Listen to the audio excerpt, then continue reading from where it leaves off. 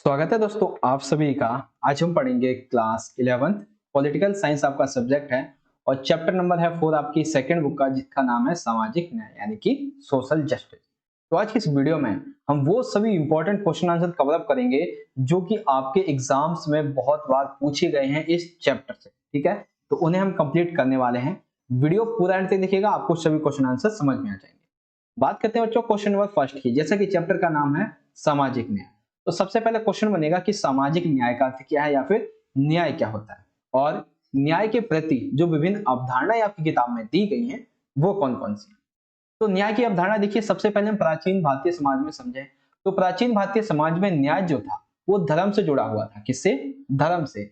और जो राजा हुआ करता था उसका काम था कि न्याय संबंधित न्यायोचित जो व्यवस्था है उसको कायम किया जाए। न्याय जो है उसका संबंध हमारे जीवन व जो सार्वजनिक जीवन है उससे जुड़े नियमों से होता है। यानी कि जो न्याय है उसे अगर हम देखें तो जो नियम वगैरह होते हैं उन्हीं के अनुसार न्याय हम करते हैं। जो जजेस वगैरह हैं वो न्याय संविधान के अकॉर्डिंग करते हैं। तो वही है कि नियमों से होता है जिसके द्वारा सामाजिक लाभ कर्तव्यों का बंटवारा होता है। अगर हम बात करें सामाजिक न्याय के अर्थ की तो किसी भी मनुष्य के साथ भेदभाव ना हो, सभी को अपने व्यक्तित्व के विकास करने के अवसर प्राप्त हो, कानून के सामने सभी समान हो और जो वंचित वर्ग हैं उन्हें विशेष सुविधाएं प्रदान हो, तो हम कहेंगे हाँ समाज में जो न्याय है वो व्याप्त है। ठीक है, तो ये एक न्याय की जो नॉर्मल सी अवधारणा है वो समझ गए आप। अब देखिए कई विभिन्न जो दार्शनिक हैं, ठीक है, न्याय के प्रति जो विभिन्न अवधारणाएं हैं वो क्या क्या है। तो सबसे पहले अवधारणा बात करेंगे ग्रीक दार्शनिक प्लेटो की। प्लेटो जो है इन्होंने अपनी पुस्तक जिसका नाम है द रिपब्लिक, इसमें लिखा है कि न्याय की व्याख्या करते हुए इन्होंने कहा है लोगों का जीवन कार्यात्मक विशेषज्ञता के नियमों के अनुरूप है। यानी कि जो लोग हैं उनका जो जीवन है उनके जीवन जो है वो नियमों के अनुरूप है। कौन से नियम? कार्यात्मक विशेषज्ञता, यानी कि ऐसे नियम जो व्यक्ति को ऐसे कार्य करने के लिए उन्हें विशेष बनाता है जो नियमों के अनुरूप है। उसके बाद आता है चीनी दार्शनिक कन्फ्यूशियस। देखिए आपकी जो एग्जाम होगा उसमें इन तीन का जरूर पूछा जाएगा। प्लेटो को पूछे या ना पूछे लेकिन इन तीनों में से किसी एक का जरूर पूछेगा 2 मार्क्स में, याद रखिएगा। तो क्वेश्चन है, मतलब पॉइंट है चीन दार्शनिक कन्फ्यूशियस। इनका यह कहना है कि जो गलत करता है उन्हें दंडित करो और जो सही लोग हैं उन्हें पुरस्कृत किया जाए तो न्याय की स्थापना हो जाएगी। यानी कि कोई यदि अपराध करता है तो उसे सजा दो और जो सही चलता है ईमानदार है उसे आप पुरस्कार दो। सुकरात क्या कहते हैं? सुकरात कहते हैं कि यदि सभी अन्यायी हो जाएंगे, यानी कि यदि सभी व्यक्ति जो है वो अन्याय करने लगेंगे तो समाज में कोई सुरक्षित ही नहीं होगा क्योंकि न्याय तो फिर खत्म हो जाएगा। तो जनता की भलाई को सुनिश्चित करने के लिए हर व्यक्ति को उसका वह हिस्सा दे देना चाहिए जिसका वह हकदार है, तो जो अन्याय है वो नहीं होगा। फिर आता है जर्मनी दार्शनिक इमैनुअल कांट। ये आपका क्वेश्चन 2 सैंपल पेपर में पूछा जा चुका है। ये जो इमैनुअल कांट है ये कहते हैं कि हर व्यक्ति की एक गरिमा होती है, इसलिए हर व्यक्ति का जो प्राप्य है यानी कि उसका जो हक है वो उसे मिलना चाहिए और उसे अपनी प्रतिभा के विकास के लिए, अपने लक्ष्य की पूर्ति के लिए समान अवसर समाज में मिलने चाहिए। तो इस तरह से हम न्याय को जो है स्थापित कर पाएंगे। तो आपको ये सभी पॉइंट्स यहाँ पे समझ में आ गए। ग्रीक दार्शनिक प्लूटो, चीनी दार्शनिक कन्फ्यूशियस, सुकरात और जर्मनी दार्शनिक Immanuel Kant. First question complete हो गया हमारा न्याय का अर्थ और विभिन्न अवधारणा। सेकंड क्वेश्चन है कि न्यायपूर्ण बंटवारा क्या होता है। ठीक है, न्यायपूर्ण बंटवारा से आप क्या समझते हैं? तो देखो सरकार जो है वो उसे ये देखना चाहिए कि न्याय पाने के लिए जो कानून है, जो नीतियां हैं वो सभी लोगों पर समान रूप से लागू हो रही हैं या नहीं है। यानी कि मान लीजिए आपने न्याय बनाने के लिए कोई नीति बनाई है, उस नीति को आपको उसका प्रशिक्षण करना पड़ेगा कि ये जो कानून है या जो नीति है उसका जो लाभ है वो सभी लोगों तक पहुंच रहा है, सभी लोग इसको उपयोग कर पा रहे हैं या नहीं कर पा रहे हैं।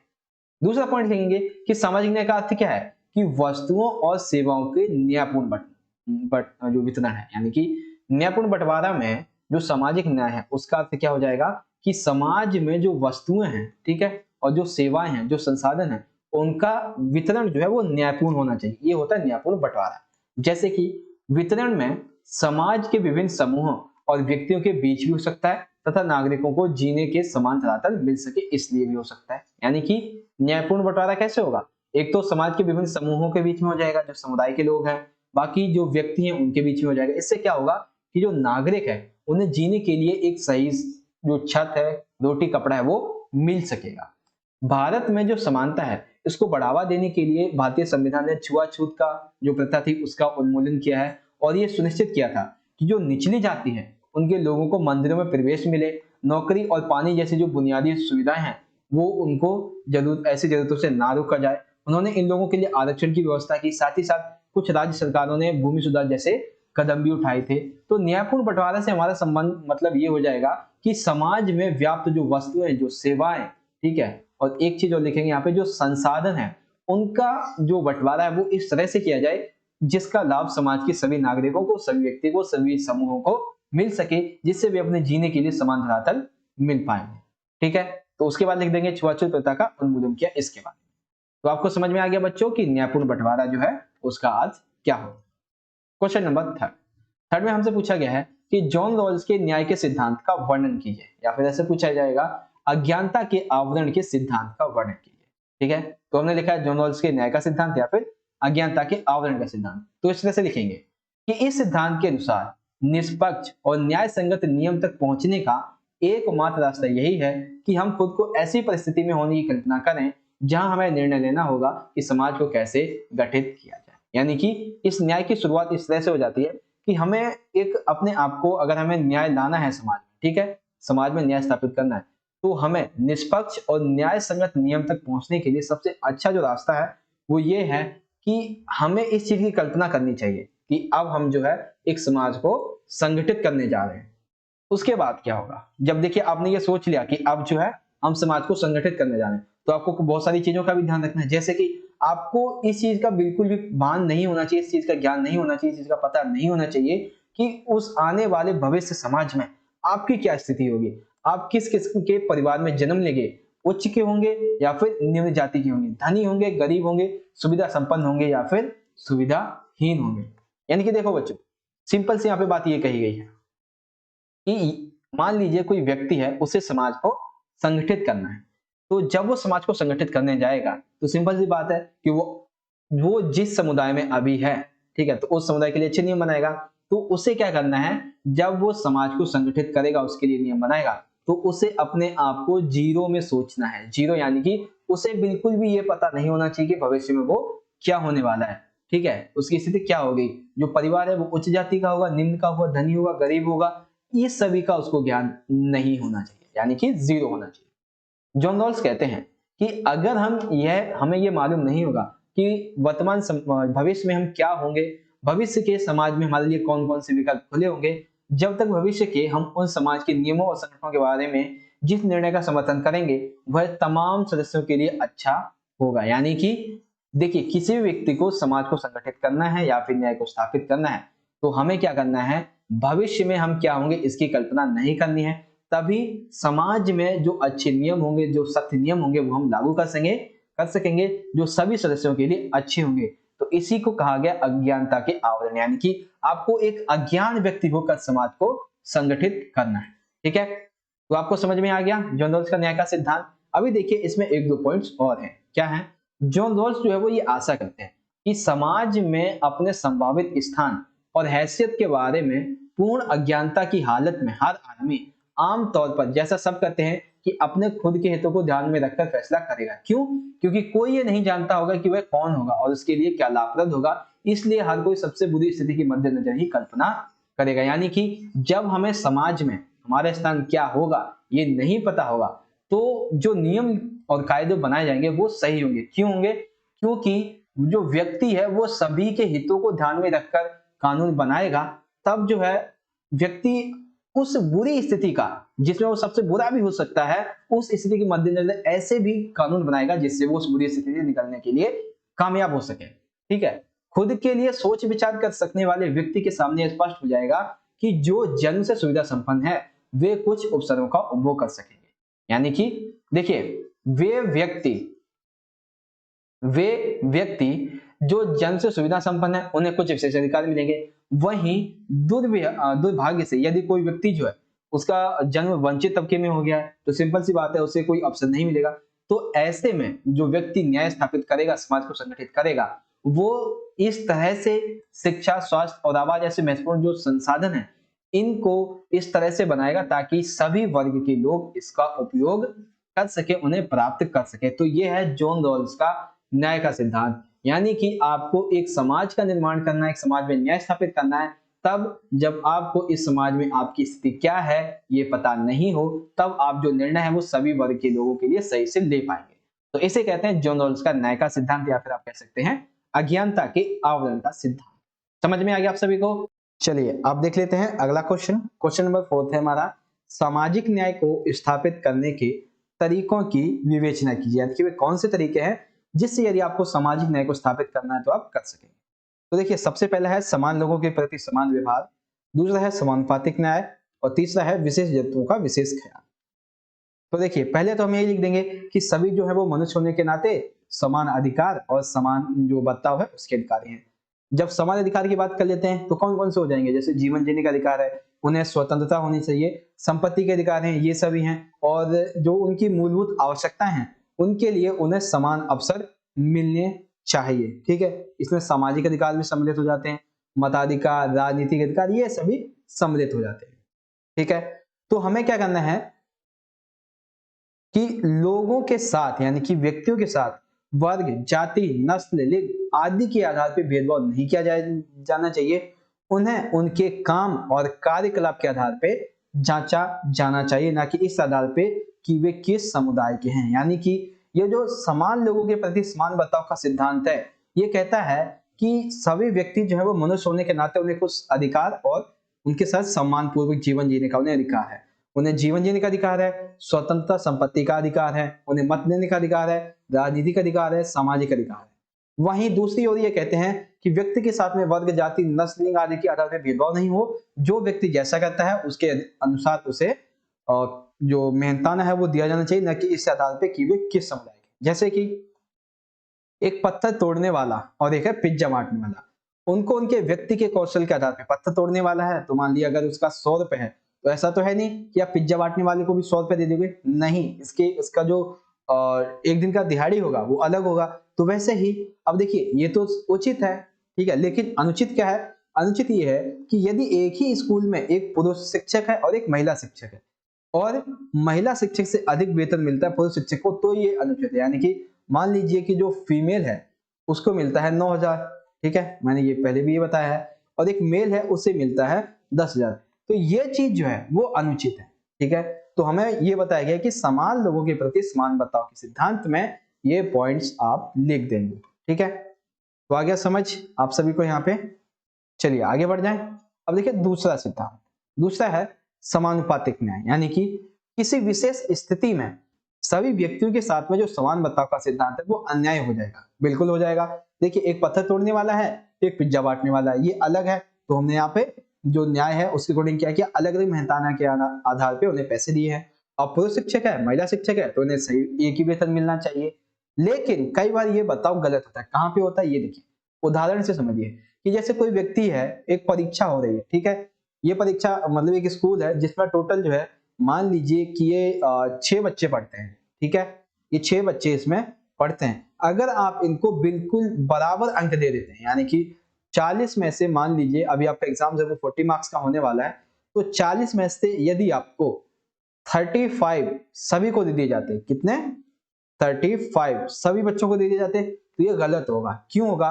क्योंकि प्रत्येक विद्यार्थी को उसकी मेहनत, कार्य कौशल के आधार पर अंक मिलने चाहिए। मेहनत कैसी कि उसने किस तरह से क्वेश्चन को लिखा है, कार्य कौशल कैसा, किस तरह से क्वेश्चन का आंसर लिखा है, यानी कि क्वेश्चन को कैसे उसने रिप्रेजेंट किया है, कैसे, क्या उसके पॉइंट्स हैं, क्या उसने कुछ इंसिडेंट्स डाले हैं, उसके आधार पर से अंक मिलने चाहिए। तो ये चीज होती है समानुपातिक न्याय में, कि जो जैसा करता है उसके साथ में वैसा हमें करना चाहिए। समाज में न्याय के लिए समान बर्ताव के सिद्धांत का समानुपातिक न्याय के सिद्धांत के साथ में तुलना करना जरूरी है।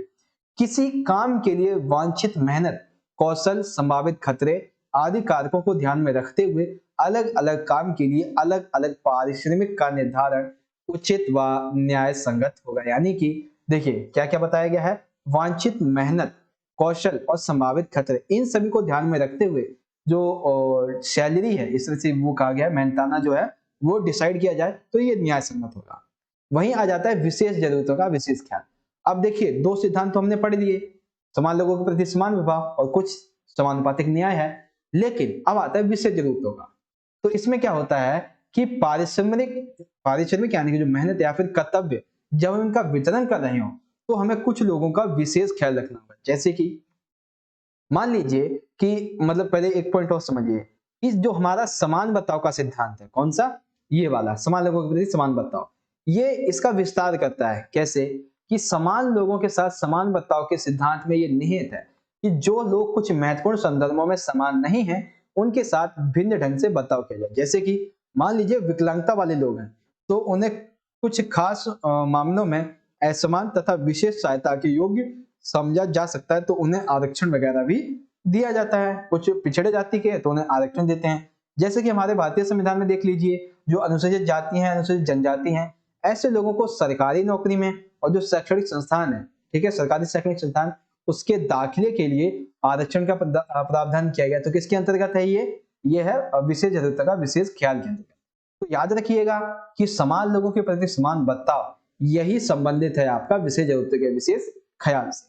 ठीक है, तो आपको समझ में आ गया क्वेश्चन नंबर 4 सामाजिक न्याय को स्थापित करने के जो तरीके हैं, समान लोगों के प्रति समान बर्ताव, समानुपातिक न्याय और विशेष जरूरतों का विशेष ख्याल।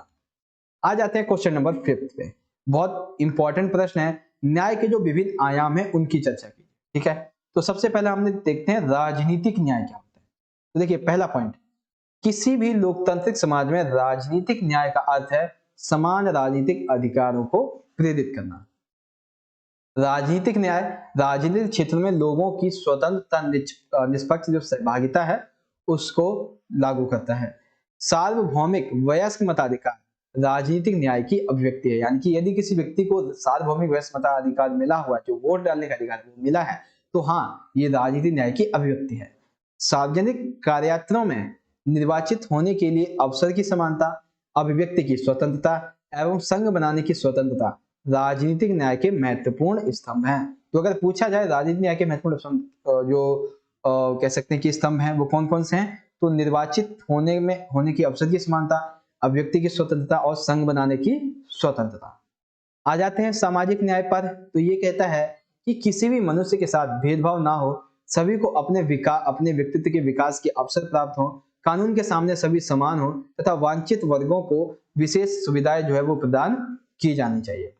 सभी मनुष्य समान हैं, उनमें जाति, धर्म, लिंग, जन्म स्थान के आदि पर भेदभाव नहीं किया जाना चाहिए। सभी प्रकार की जो सामाजिक विषमताएं हैं, जो कुरीतियां हैं, उनको समाप्त कर देना चाहिए तथा जीवन के समस्त क्षेत्रों में प्रत्येक नागरिक को उसके व्यक्तित्व के विकास के लिए अवसर, यानी कि प्रत्येक नहीं प्रत्येक है। ठीक है, ये क्या है, ये है एक सेकेंड, हाँ ये एक सेकेंड क्या लिख रहा है भाई, ये हाँ ये है प्रत्येक। तो प्रत्येक को समाप्त करना मतलब प्रत्येक नागरिक जो है उनके व्यक्तित्व के विकास के लिए उन्हें समान अवसर, सामाजिक सुरक्षा ये सभी मिलनी चाहिए, और जो राजनीतिक अधिकार वो मिलेंगे तभी वो अपना जो है विकास कर पाएंगे। तो राजनीतिक न्याय में राजनीतिक न्याय की बात होती है, और सामाजिक न्याय में समाज में भेदभाव कैसा नहीं होना चाहिए, क्या वो अधिकार है वो मिलने चाहिए, ये बताया गया है। आ जाते हैं आर्थिक न्याय पर। आर्थिक न्याय यानी कि पैसे से जुड़ा हुआ।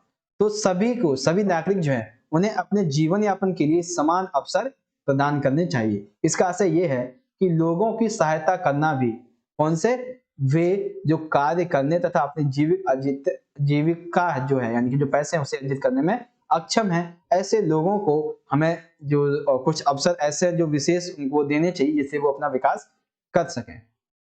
फिर आ जाता है कि प्रत्येक व्यक्ति को मौलिक आवश्यकताएं जैसे कि भोजन हो गया, वस्त्र हो गए, आवास हो गया और शिक्षा की पूर्ति ये मिलने चाहिए।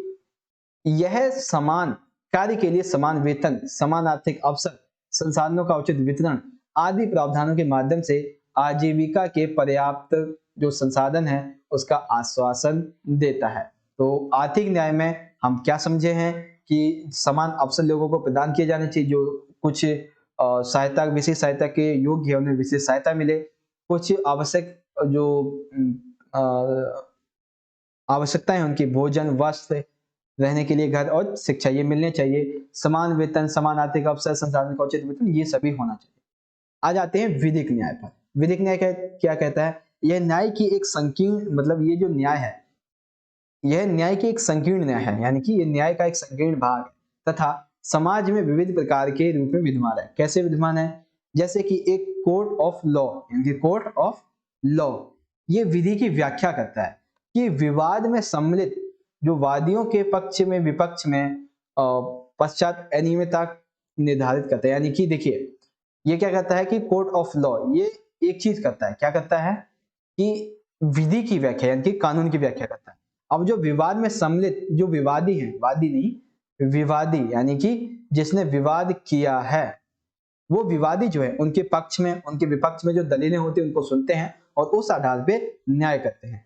यहाँ न्याय जो है वो न्याय विधि न्यायालय के द्वारा प्रशासित होती है तथा न्यायाधीश की व्यवस्था को न्याय की प्रक्रिया का प्रतीक माना जाता है। तो ये चीज है आपकी विधिक न्याय के अंतर्गत। समझ में आ गया आप सभी को। क्वेश्चन नंबर 5 राजनीतिक न्याय, सामाजिक न्याय, आर्थिक न्याय और विधिक न्याय। आ जाते हैं सबसे आखिरी क्वेश्चन पे, मुक्त बाजार बनाम के पक्ष और इसके विपक्ष में तर्क दीजिए। तो मुक्त बाजार के सबसे पहले हम पक्ष में तर्क देते हैं। तो देखो सिंपल सा आंसर लिखेंगे इस तरह से कि बाजार जो है वो किसी भी व्यक्ति की जाति, धर्म या लिंग की परवाह नहीं करता है। आप किसी भी जाति को ऊंची या नीची, किसी भी धर्म के हिंदू, मुस्लिम, सिख, ईसाई, चाहे आप स्त्री हो, पुरुष हो, ट्रांसजेंडर हो, कुछ भी हो, इसकी परवाह नहीं करता है। ठीक है, बाजार जो है वो सिर्फ और सिर्फ एक व्यक्ति की योग्यता देखता है, उसका कौशल देखता है। अगर योग्यता कौशल है तो आप बाजार में अपना पैर अच्छे से जमा सकते हैं। नागरिक जो है उनको अधिक विकल्प, देखिए मुक्त बाजार के पक्ष क्या है कि एक तो ये किसी की परवाह नहीं करता है, कोई भी व्यक्ति इसमें भाग ले सकता है। नागरिक, इससे क्या हुआ कि नागरिक जो है वो उन्हें अधिक विकल्प चुनने का मौका मिला है। मुक्त बाजार बनाने की वजह से जो वस्तुएं हैं उनकी गुणवत्ता में सुधार आया है। नागरिकों को कम कीमत में अधिक एवं अच्छी गुणवत्ता वाला सामान मिल पाना संभव हो गया है। तो ये कुछ इसके पक्ष हैं। बात करें विपक्ष की, तो विपक्ष में देखिए क्या कहते हैं कि कुछ लोग प्रतिबंध स्वीकार करने को तैयार होंगे तथा राज्य के उचित हस्तक्षेप का प्रयोग करते हैं। यानी कि कुछ लोग जो है वो मुक्त बाजार बनाम पे हस्तक्षेप का, जो राज्य का जो हस्तक्षेप है उसको मानते हैं। क्यों मानते हैं? क्योंकि मुक्त बाजार जो है वो ये कहते हैं कि मुक्त बाजार धनी और प्रतिभाशाली लोगों के हित में कार्य करता है। इसलिए जो सुविधा विहीन लोग हैं उनको वो जो है व्यक्ति वो अवसर से वंचित हो जाते हैं।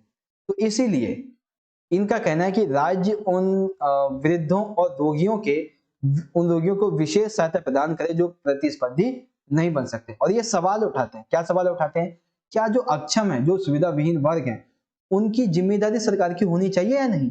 क्योंकि मुक्त बाजार के अनुसार प्रतिस्पर्धी ये नहीं हो सकते हैं। तो ऐसे में ये बहस तेज हो जाती है कि मुक्त बाजार में राज्य का हस्तक्षेप होना चाहिए या नहीं। तो जो विपक्ष के लोग हैं, इसके विपक्ष है, वो कहते हैं हाँ भाई इसमें मुक्त बाजार में राज्य का हस्तक्षेप यानी कि सरकार का हस्तक्षेप जो है वो होना चाहिए। ठीक है, तो समझ में आ गया आप सभी को। क्वेश्चन नंबर फर्स्ट है न्याय का अर्थ क्या है, न्याय की विभिन्न अवधारणाएं क्या है। वीडियो हमारी खत्म हो गई है यहाँ पे। ठीक है बच्चों, सेकंड क्वेश्चन है न्यायपूर्ण बंटवारा से आप क्या समझते हैं, जनरल्स के न्याय के सिद्धांत से आप क्या समझते हैं, या फिर अज्ञानता की आवरण के सिद्धांत से आप क्या समझते हैं। समान लोगों के प्रति समान व्यवहार का सिद्धांत, समानुपातिक न्याय का सिद्धांत, विशेष जरूरतों का विशेष ख्याल का सिद्धांत। न्याय के विभिन्न आयाम, राजनीतिक न्याय आयाम, सामाजिक न्याय आयाम, आर्थिक न्याय आयाम, विधिक न्याय आयाम। मुक्त बाजार के पक्ष में और मुक्त बाजार जो इसके विपक्ष में तर्क। तो इस तरह से बच्चों आज की वीडियो हमारी खत्म हो गई है। वीडियो अच्छी लगी तो बच्चों लाइक करें, शेयर करें अपने सभी दोस्तों के साथ, कमेंट करके बताएं आपको वीडियो कैसी लगी। और अभी तक आपने अगर चैनल को सब्सक्राइब नहीं किया तो कर लीजिएगा, क्योंकि आपको और भी ऐसी इंपॉर्टेंट वीडियोस चैनल पे मिलने वाली है। तो हम मिलेंगे बच्चों अगली वीडियो में, तब तक के लिए आप पढ़ते रहिए और अपना ख्याल रखिए। धन्यवाद। जय हिंद, वंदे मातरम।